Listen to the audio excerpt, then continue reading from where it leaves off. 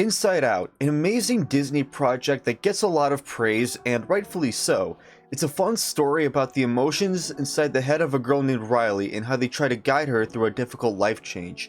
It's a wonderful movie that conveys a message of the importance of good and painful emotions like sadness.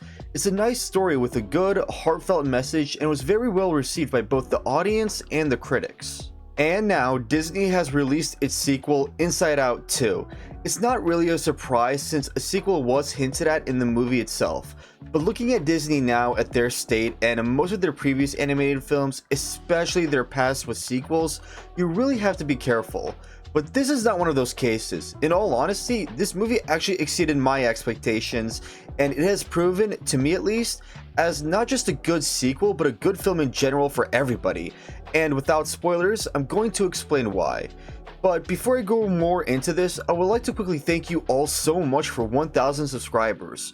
Reaching that number was one of my main goals for 2024, and now I have even more subscribers, and I only plan to go further beyond this. And I just can't thank you all enough for that, and I really hope you enjoy the rest of this video. Alright, that's enough, let's just get right into it.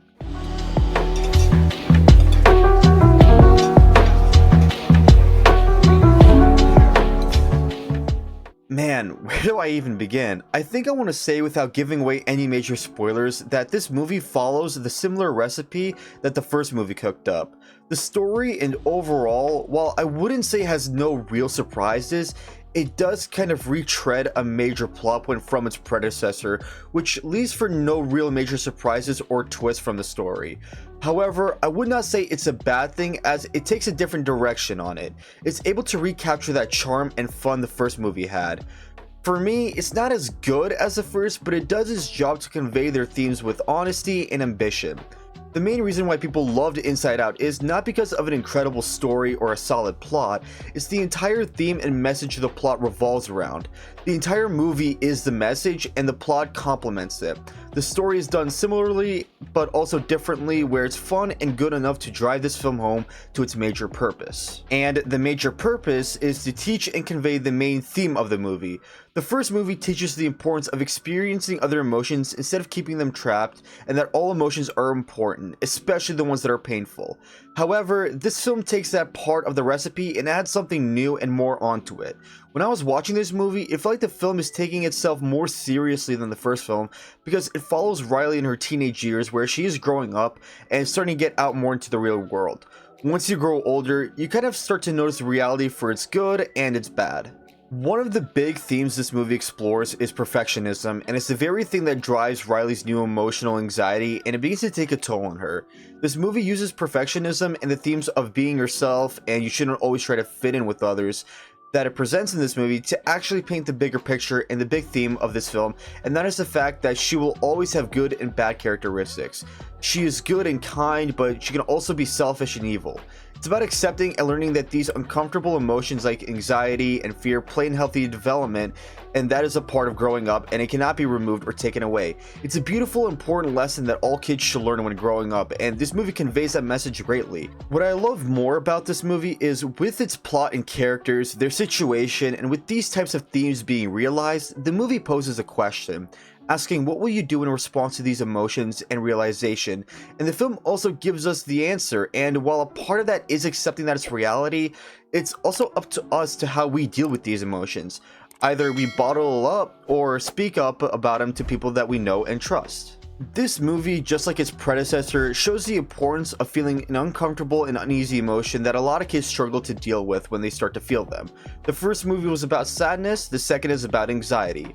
Overall, just like the first film, the second movie delivers on an impactful and meaningful message that genuinely feels heartfelt, and it doesn't feel like it's something that is cliche or non-unique. This film also takes some time to expand upon its world building and introduce new concepts, and I like the fact that we now have new characters on the roster now. These new characters, in my opinion, are pretty funny to watch, and it's interesting how much of an effect they have in the story and everything in general. I'm actually really excited to see them again if we do get a third film.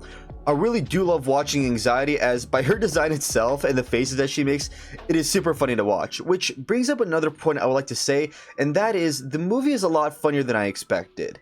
Yes, I did say earlier that the movie does take itself seriously, but the comedy that it does include is actually pretty funny. The comedy in this movie is not really like the comedy we would get in newer recent Disney animated projects. Some comedic scenes took me by surprise because it's not something we would get in Disney movies we would get now. It's actually funny and it adds a lot of charm. And lastly, from watching this movie, I have not seen or noticed any woke propaganda or anything woke related in this movie, so that might be a plus for quite a few people. Inside Out 2 isn't a perfect movie, obviously, but I would say that it's a very type of movie that is the step towards the right direction. It's this kind of movie that Disney should be making more of. Good and fun stories with meaningful and heartfelt messages, and Inside Out 2 does exactly that. They don't need to be perfect, that's not what people look for. They look for something genuine, something to take away from when watching a film about animated drawings and CGI. It's the honesty and love of it. To me, Inside Out 2 is a good sequel that does not strive away from what the first film has set. To me, Inside Out 2 is an 8.5 out of 10.